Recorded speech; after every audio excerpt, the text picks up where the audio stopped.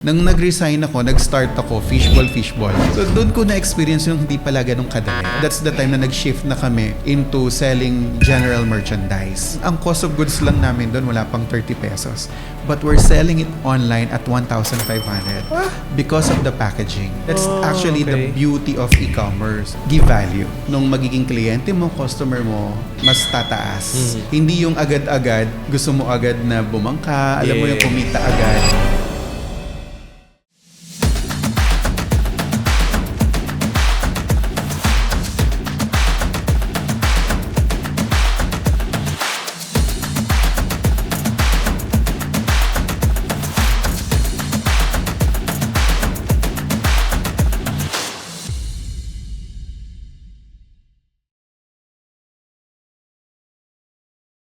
Yes, and sir, kumusta po? Better than good, sir. Yes. Again, thank you po sa inyong time. So siguro for background ng ating audience, ano po yung business nyo ngayon?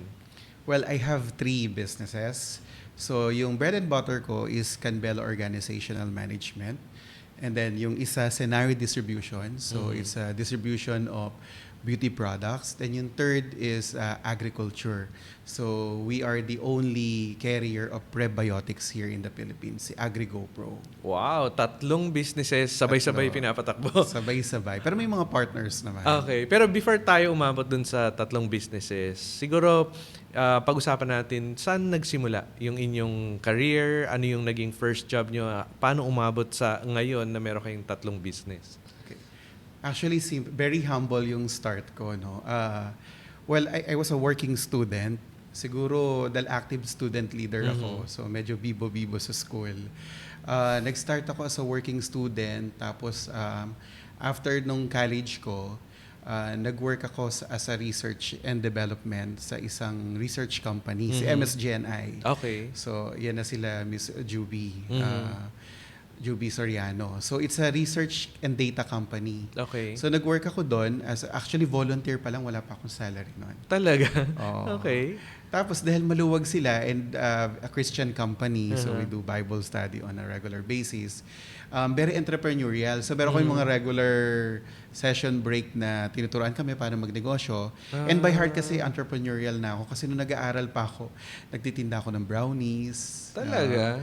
Mga ganun, mga titinda akong stationery nung elementary. Very entrepreneurial na ako. So nung nag-work ako doon sa research, kasi may call center sila. Okay. Based in Bataan. So ang ginagawa ko sa umaga, sa office ako as business development. Then sa gabi, nagpe-prepare ako ng titindang pagkain dun sa mga call center agent. Okay. Hanggang madaling araw yon. Okay. Hanggang madaling araw yon.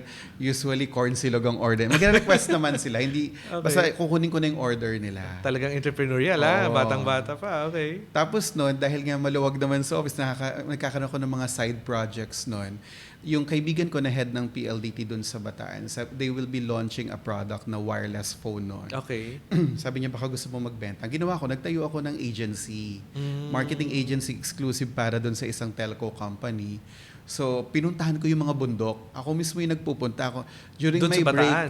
Okay. on a weekend, pupunta ako ng mga bundok para lang yung mga simbahan, mga hospital, mga munisipyo. Hindi pa, walang mga telepono doon eh. So, doon nagsimula, nagbebenta ako. Tapos meron lang ako 2 tao, isang call center agent, tapos isang driver. Kasi hindi ako nagbumotor lang kami para mabilis. So, doon nag-start. Doon na-hone yung entrepreneurial ko. Tapos noon, that time, nagkaroon ako ng konting pera. I have a partner then. Yung very active kasi ako sa church, sa Catholic Church that time. Yung bishop namin, nagtayo ng school, bundok din. Okay. Ang problema noon, walang school bus na maghahatid sundo. So, we invested on 2 second-hand na van. Tapos yun, ako yung unang driver. Then, before yung partner ko, siya yung parang yaya. We call them mother bus, parang ganon. So, doon nagsimula. Pero bata pa ako na, I was 18 that time. Tapos dahil yung one of the parents kasi they own a gasoline station, may credit line kami. Pero yung mga loko-lokong driver nung yung pangalawang van, ang ginagawa pala nila, kinakargahan lang, tapos binibenta nila yung gasolina. Yung gasolina. Nagkautang ako noon Okay. sa gasoline station. So, what we did, binenta na lang namin kaysa mabaon sa utang. And I was very young, 18 pa lang ako noon. Okay. And that's the time, nagkaroon ako ng offer sa isang franchise association, Association of Filipino Franchise, para maging executive director. So, na-discover nila ako nung nag-help akong i-organize yung Go Negosyo noon sa Bataan Na event. na event. So, At ilang taong ka nun? bata pa ako, mga 20s, di ko na matandaan. Wow, okay. I really don't remember yung mga age. Basta pag may opportunity na makakapag-volunteer ka or Yes. makakapag-work ka, pasok agad. Actually, yeah, tama ka, volunteer ako noon. But there's an opportunity kasi I always want to to network, no. So nung nakilala nga nila ako noon, sabi lang ang galing ng pagkaka-organize. So in-invite ako nung board sa Tagaytay. Tapos I was very fortunate that time kasi hindi ko alam na mga big time yung imi-meet ko. Imagine mo, CEO ng Sea Oil, CEO ng Fiorgelato, Figaro, ng Laksa Pizza.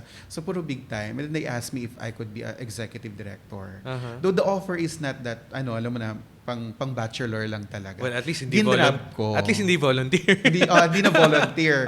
So that time, kasi ang inisip ko noon, this is something that I like. Kasi network You'll be executive director of an association and you learn from these big people. Actually, yun ang tinignan ko, not the salary. Correct. So, tumagal ako doon. Halos 20 years. Wow. So, that's where I was exposed to government relations, private companies. Natutunan ko ano ba yung franchising.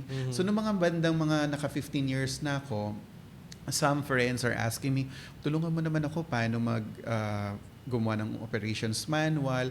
My background kasi is literature. Okay. So medyo magaling ako magbasa, medyo magaling din You mean akong yung course mo ng magsulat. college? Yeah. Oo, Okay. literature siya background. So medyo magaling ako sa ganyan. Tapos mahilig ako magsulat-sulat talaga. Even nung nasa research ako, mahilig akong gumawa ng mga proposals. Kaya I remember nung nasa first company ko, MSGNI, we're able to get an 8 million project sa government. Wow. Just because of those things na mahilig ako magsulat, gumawa ng Kasi presentation. heavy sa documentation yung mga ganyan, di ba? Yung mga grants, mga Yes. funding. oo. So that time, TWSP ni President Arroyo yung project. Okay. So na-approve. Yan. So yun yung Tapos na-expose ako dun sa Filipino Franchise Association. Doon ko natutunan. Tapos umuupo ako sa mga meetings. Tapos pupunta ako sa mga kanya-kanya lang companies. Na-observe ko yung mga best practices. Pati yung mga kontrata. Mga na pag-aralan ko na. Kung paano nila pinapatakbo yung mga malalaki nilang businesses. Yes. Okay. And there are times, some of them kasi naging friends ko na, ini-invite na, sama ko nga dito, tulungan mo ko. So, and then eventually kasi may annual franchise show kasi sila. It's a big event. It's an international event. Tapos ako yung, automatic as executive director, you will head the event. Parang ikaw yung mag-organize. Ikaw din ang mag-organize. Okay. And that's 2 halls ng World Trade Center. Wow. Roughly around 500 exhibitors with 25,000 audience. So, yun talaga yung malaking exposure ko, how to organize event. And medyo ako dun pagdating sa pag-organize, medyo expertise ko talaga yon. Even nung high school to college, mahilig ako mag-organize. So, parang ito talaga yung gusto kong gawin. Kaya lang nga, hindi ako happy. Kasi that time, what I'm receiving is just enough for me. And hindi din siya enough para makapag-ipon ako. Pero nakapagtabi naman ako that time. So, nung time na medyo, pero because of that ang dami kong nare-receive na offer. Like, a big telco company, a news, a print company, ang dami nun. Yeah. Pero alam mo yun, hindi ko matuloy kasi in love ako nun sa career ko. Pero na-realize ko nun, entrepreneurial kasi ako. Gusto ko talaga magkaroon ng franchise business that time. Yun talaga yung goal ko. So nag-decide ako nun, I met my wife now. So doon na kami nagsimula na mag-decide, okay, let's try new things. So nang nag-resign ako, nag-start ako, fishball. Okay. Yun Pero yung franchise. hindi small time. Hindi Okay. small time. Medyo malaki kasi ako mag-isip So, namili ako ng mga 3 cart. Okay. Roving cart. So, doon ako nagsimula. Ako yung nagluluto ng sauce, lahat. Tapos may tao ako. Tapos, there was a time, di ko ito makakalimutan, na may kinuha akong tao, nagluluto ako ng sauce. Alam mo yung jar ng mayonnaise, di ba? Biglang lumigwak. Okay. Ikaw yung nagbukas? Ako yung, hawak ko siya, bibigay ko dun sa vendor ko. Okay. So, bigla siya lumigong. So, pag, stress na stress ako na, nasa gawang ko pa yung vendor ko kasi hindi niya ako tinutulungan. So, doon ko na-experience yung hindi pala ganun kadali. Then, after that, nagkaroon din ako ng, dahil may konting pera, ko yung tinigil ko yon. nag-venture kami dahil pandemic. So, meron akong friend, inaya nila akong mag-set up ng cloud kitchen. So, doon nag-start. So, nag-set up kami ng cloud kitchen. We carry, kasi nga may mga connection kami sa mga franchise. So, naging parang central kitchen kami sa Laguna. So, we sell mga prepared meals na. So, Okay. pizza, shawarma. Para dun sa mga may brand na Para dun sa mga may brand na. So, we have a physical store, pero more on delivery. 70% ng revenue namin nanggagaling talaga sa online. So, dun ko Okay. na-appreciate. Nagbo-boost kami sa Facebook. Tapos sabi namin, ang galing. Kasi, di ba usually, asa ka sa walk-in. So, nung nakita namin ganun ka-powerful yung online, nag-focus na kami sa online. Tapos siguro mga after more than a year or two nung inoperate namin yon, kaya lang lagi kang may challenge na madadaanan eh. Nagka-problema kami nun sa leasing. So we're paying pala yung electricity nila. So we have to move. Okay. Although kumikita pa rin kami, smaller, dati 10 tables kami, kasi may walk-in kami, nag-move kami into a different location. Pero doon na nagsimulang parang napapagod na kami. Kasi wala kaming holiday eh. Like, pero kasi Tuloy-tuloy kami yan. mga platters na pang regalo, Oo. like yung mga sashimi, maki, yan. Pagdating ng December 24, 31, Mother's Day, pagod Peak na pagod season kami. yan. Oo. Correct. So that time, dahil medyo na-expose na kami sa e-commerce, dahil nakita namin 70% income namin, so yung isang kaibigan namin, tinuruan kami na mag-e-commerce. So that's the time na nag-shift na kami into selling general merchandise. Okay. So doon ko nakita na, galing. So for 3 years siguro, wala nang kitchen. Kasi gen merch na yung mga binibenta namin. Actually, yung binibenta namin nun, branded na incense. So yung insenso pero branded siya. Okay. We actually made the brand. Hindi siya yung basta ordinary lang. Kasi nabibili lang naman namin siya eh. Binibili namin from China. Okay. In-order namin tapos nire-rebrand namin para magmukha siyang mahal. So I can disclose you, ang cost of goods lang namin doon wala pang 30 pesos. But we're selling it online at 1,500 because of the packaging. Oh, That's actually the okay. beauty of e-commerce. Aha. Kasi pwede mong baguhin yung packaging niya. Tapos Oo. syempre, marketing na yung dagdag yung mga paperweight. Napamahal namin siya. And may bumibili. Aha. And for 3 years, yun ang bumuhay sa amin. Yun lang yung product namin. And then, dahil ginagawa namin ng e-commerce, nagbukas kami ng marketing agency. Pero that time, hindi pa uso yung mga content creation. Oo. Kasi early, after pandemic eh. Ang hinahanap lang ng mga companies noon, content writer, ads ka lang. So yun ang in-offer namin. Ang nakuha namin mga client nun, mostly are restaurants in Tagaytay. Okay. So dyan kami nagsimula. So naging dalawa na yung revenue namin. Oo. We have our merchandise, tapos we have our marketing service. Okay. Tapos may mga consulting pa ako noon. Kasi di ba, ang side hustle ko, nagko-consulting ako. Oo. Until we formalize. Kasi may mga friends na tatawag, Rapi, tulungan mo naman ako, standardize natin to. Rapi, dahil nagkaroon ako ng learnings on marketing, paano mag-social media, paano mag-e-commerce. So, umuupo na ako sa mga meeting. Until sabi Nagiging ko, consultant ka na rin. kumbaga, by request, nagiging consultant ako. So, doon ko na sabi ko, i-register ko na. Pero even until now, hindi namin pinopromote yung company namin. Talagang kusang lumalapit yung mga friends, asking for help, ayusin namin to. So until now, si Canvela, kaya pinangalanan namin siyang Canvela Organizational Management. Pangalan namin nung wife ko yun. Surname ko, Canare, Okay. Navela. Baka may isip na pangalan eh. Combine na lang. Combine na. Canvela. So mukha nga Okay. siyang real estate. Pero nagkaroon siya ng recall dun sa mga friends. Sabi ko, okay, we'll keep this name. So doon na ngayon, we sit on company, umuupo kami sa company sa mga board nila, we help them, pero may mga partner kami na talagang professional. So parang ako na lang ang sales. So we onboard lawyers, CPAs. So nakita sa mga ko kasi, existing na mga companies. yes, Okay. yung mga client namin ngayon, ang mga usual, kasi ang kinikater namin client before micro and small enterprises, pero challenging kasi doon yung collection. Okay. Tapos doon ko nakita yung opportunity. There is market on medium na nag-expand to make it large. Na company. Na companies. So doon ako pumasok. Doon ko nakita na ito yung isa-serve ko. Ito yung target market ko. First, they are expanding. So may budget sila for consulting. So pero yung nga, dahil di naman kami nagma-market, we can name our price. So far naman, okay naman yung service. Kasi ang mahalaga doon, natutulungan namin lang ma-solve yung problem. Correct, So dito correct. namin makikita yung mga billion worth company na backyard operations na hindi pa rin formalized. So doon ko nakita na ang laki ng naiaambag namin doon sa mga company kasi nag-i-improve yung system nila. Para ma-sustain yung billion sales nila. Yung billion sales nila. So that's what Canbella is doing. We help them on business governance.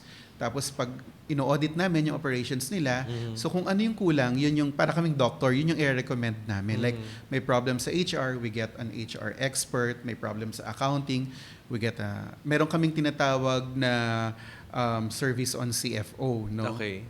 Parang fractional CFO. So we onboard a fractional CFO to help on their finances. Kasi ako, ang orientation ko din kasi every time I sit on consulting, lagi ko munang sinisimulan sa finance. So kasi in any planning, kailangan nagsisimula lagi kahit sa personal, finance muna. So that's how we approach our consulting. So doon nila nakikita ng, hindi pala ako kumikita. Yung kasabihan na, Malaki yung benta pero wala palang income. Oo. malaki benta pero walang kita. Walang kita. Nakikita nila, milyon-milyon, pero ba't ganun? Although ang ginagawa ng iba, nagtatabi sila, pero nagkakaroon naman sila ng utang. Oo. So kaya doon, ini-integrate namin na meron muna kaming diagnosis before we start the consulting. Yun yung si Canbella. And then yung isa naman, dahil nga I'm very exposed with, dati naman retail na kami pero e-commerce nga. Yeah. So nagkaroon kasi ng trend into beauty. Tapos uso meron ngayon akong yan, foreign mga client beauty products. kasi. Yes. Oo. Nagkaroon ako ng foreign client na we handle their operations here in the Philippines pero binitawan din nila kasi nga medyo nahirapan sila sa mga compliances. Nakita namin na ang ganda talaga ng market sa e-commerce. So ngayon, ni-revive namin yung retail namin, which is Scenari. So we will be launching our own brand of cosmetics. Wow. So ito yung mga highly consumable cosmetic na sunscreen, serums, yan. Kasi nga yun, but my wife will be the one in charge for this. Kasi ang Pilipino ngayon, sila nagugulat nga ako sa sales ng cosmetic. Sabi ko, ano mas mahal, yung bigas o yung niacinamide? So parang bibili sila ng beauty products kesa sa pagkain. kesa sa pagkain. Kasi nakakagulat talaga. And nakita naman natin, biglang dami yung mga beauty brands, di ba? Although kami, may na-discover kasi kaming ibang marketing strategy. Kaya malakas loob namin na position dito sa, kahit na nakita natin na saturated siya, may nakita kami na way para may opportunity pa rin. Opportunity pa rin para makakuha ng market. Actually, gateway lang namin siya. Yeah. Okay. Pero meron kaming malaking vision talaga into retail distribution and e-commerce. And yung last na business? Yung isang business is Agri. Agri Okay. GoPro yung pangalan ng company namin. 3 years namin tong binubuno. Okay. No, we are the only, by research to, hindi namin kiniklaim, pero by research and even sa mga registration sa government, walang nagki-carry ng technology na prebiotics. Okay. Marami probiotics. So inaya lang naman ako dito ng isang kaibigan ko, actually is the founder. So dahil nga medyo friendly ako, marami akong kaibigan sa government. So nagpatulong lang sila until they asked me to become part of the company na. Wow. So yun, ngayon I'm somehow full-time dito sa Agri. So nung nakita ko yung product, this is the only prebiotics in Asia. And ito yung kailangan ng Pilipinas. Kasi masyadong polluted yung soil natin because of fertilizer, pesticide, hindi na nila nare-revive. So, tong product na to can revive the soil. Okay. Ibabalik niya dun sa original composition niya. Para mas malakas yung production. Yes. Kasi yung prebiotic, ang pinagkaiba niya sa probiotic, di ba may probiotic tayo, yung mga drinks, yung mga milk na iniinom natin. Yung soil kasi, meron siyang natural probiotic na. Okay. But because of the fertilizer, pesticide, namamatay siya.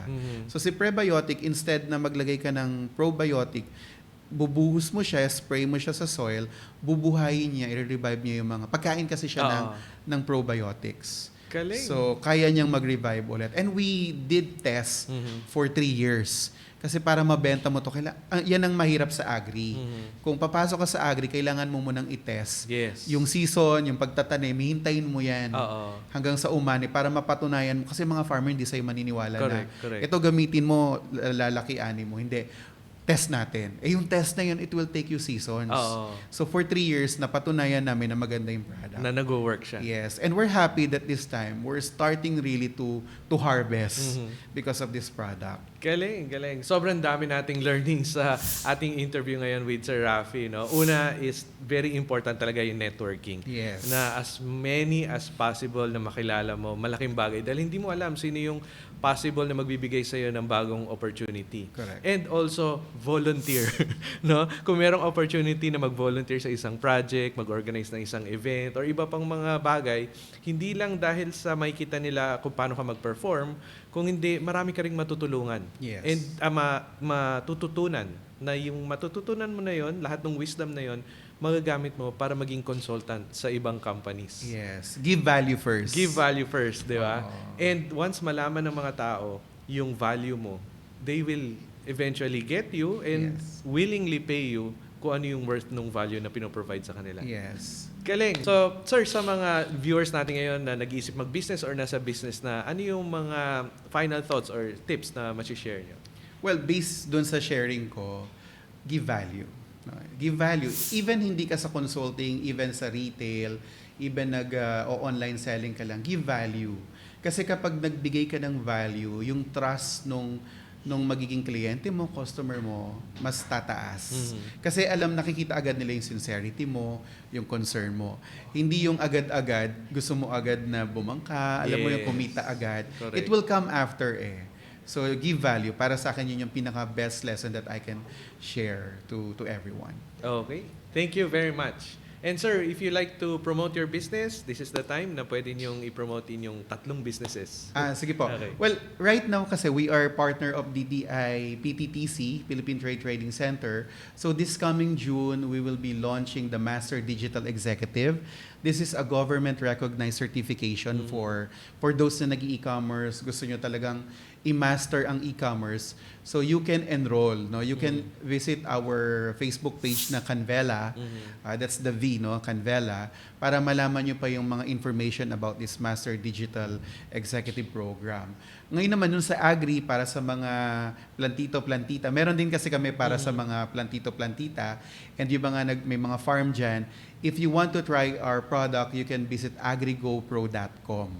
Para we can send you samples. Nagbibigay talaga kami ng sample para matry ninyo. Yun. Okay, thank you sir sa pag-share ng inyong time ulit. Thank you. Thank you. Thank you.